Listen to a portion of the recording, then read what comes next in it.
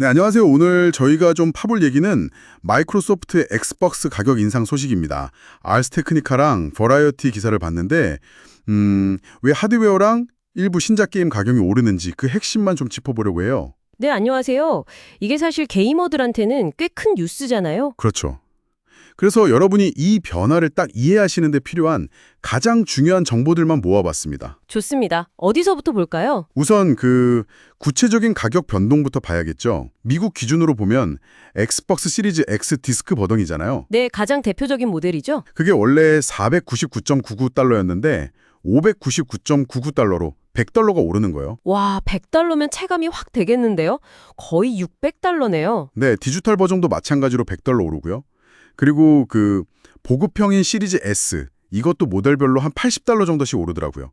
1TB 모델은 349.99에서 429.99달러로, 512기가는 299.99에서 379.99달러로요. 어휴, 전반적으로 다 오르네요. 게임은요? 게임 가격도 얘기가 있던데. 아, 맞아요. 게임 가격도 중요하죠. 근데 이건 모든 게임은 아니고요. 올 연말에 나올 일부 신작 게임들. 아, 일부 트리플 A급 게임들이겠군요. 네, 그런 것 같아요. 기존의 69.99달러, 70달러였던 게 79.99달러, 그러니까 80달러로 오를 예정이라고 합니다. 80달러라? 네, 물론 기존 게임 가격은 그대로 유지되고요. 근데 여기서 제가 좀 놀랐던 건 이게 엑스박스 역사상 미국 내에서 하드웨어 권장 가격을 올린 첫 번째 사례라는 거예요. 아, 진짜요? 그건 몰랐네요. 엑스박스 원 때는 오히려 계속 내렸던 것 같은데. 맞아요. 막 번들 나오고 가격 할인하고 그랬잖아요. 완전 반대 행보인 거죠. 그러면 왜 하필 지금 올리는 걸까요? 마이크로소프트가 내세운 이유가 뭐였죠? 그게 이제 시장 상황이랑 개발 비용 상승, 이걸 이유로 들었거든요. 근데 이걸 좀 더 자세히 들여다볼 필요가 있을 것 같아요. 네, 시장 상황이라는 게 좀 모호하긴 한데 아마 뭐 계속되는 부품 가격 상승이나 물류비 부담 이런 걸 의미하겠죠? 그렇죠. 근데 기사들 보니까 거기에 더해서 트럼프 행정부 때 도입됐던 관세 영향 가능성도 좀 조심스럽게 언급하더라고요. 아, 관세 문제요?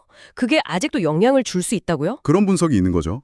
특히 헤드셋 가격 변경 같은 경우는 미국이랑 캐나다에만 해당된다는 점, 또 콘솔 공급 상황이 국가별로 품매처별로 다를 수 있다는 점 같은 게 약간 관세랑 연관이 있을 수 있다는 뉘앙스. 하긴 수입 단계에서 비용이 추가되는 거니까요. 근데 저희가 뭐 관세 담책을 평가하려는 건 아니고요. 기사 내용이 그렇다는 거죠. 네, 맞습니다. 그냥 기사 내용을 전달하는 차원입니다. 그리고 개발 비용 상승은 이건 정말 다들 체감하는 부분 아닌가요? 그렇죠. 요즘 트리플 A 게임들 만드는 거 보면 정말 영화 제작비 뺨치잖아요. 인건비, 기술 투자 어마어마하죠. 그러니까요. 그런 상황에서 경쟁사들은 좀 어떤가요? 소니나 닌텐도 같은 곳들은요? 아, 비교해보면 이게 또 재밌습니다. 소니 같은 경우는 이미 2022년에 PS5 가격을 올렸었죠. 여러 나라에서요.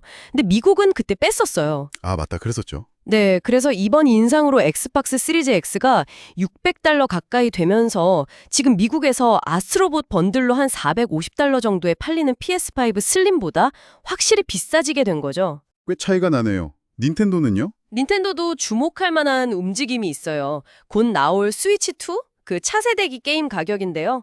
예를 들어서 뭐 마리오 카트 월드 같은 타이틀 가격을 80달러로 책정했다는 소식이 들려오고 있어요.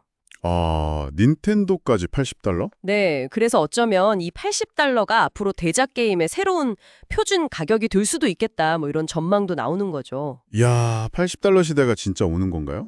그럼 이런 가격 인상에는 당연히 인플레이션 영향도 있겠죠? 당연히 있죠.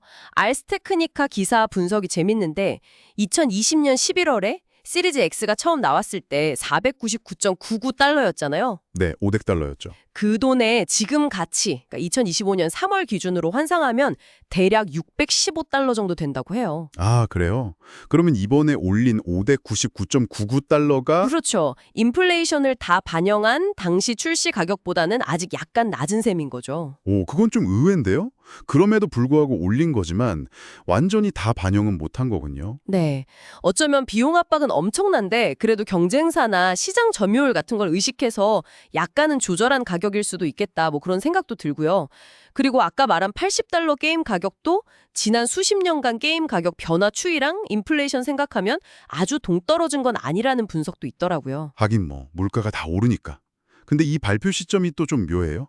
마이크로소프트가 최근에 실적 발표하면서 게임 부문 매출은 늘었는데 엑스박스 하드웨어 판매량은 오히려 6% 감소했다고 발표했거든요. 아, 맞아요. 그 발표 직후에 가격 인상을 발표했죠. 네, 판매가 줄었는데 가격을 올린다. 이건 좀 어떻게 봐야 할까요? 그게 바로 이번 결정의 좀 복잡한 면인 것 같아요.